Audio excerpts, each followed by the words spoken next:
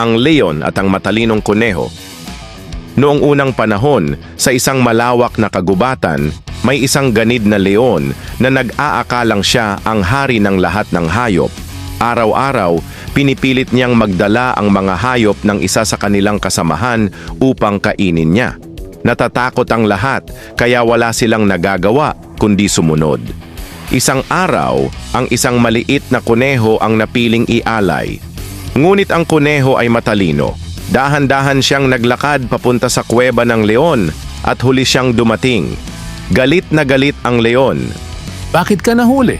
Sigaw nito. Yumuko ang kuneho at nagsabi, "O dakilang leon, nagdala po sana ako ng isa pang kuneho, pero hinarang kami ng isang mas malaking leon. Sinabi niya na siya raw ang tunay na hari at gusto niyang kainin kaming dalawa." Lalong nagalit ang leon. "Dalhin mo ako sa leong yan!" Dinala siya ng kuneho sa isang malalim na balon. Sabi ng kuneho, nandyan po siya sa loob ng kuweba.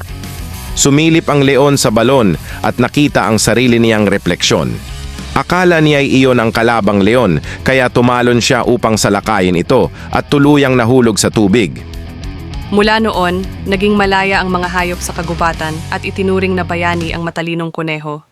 Aral, ang talino ay mas makapangyarihan kaysa lakas.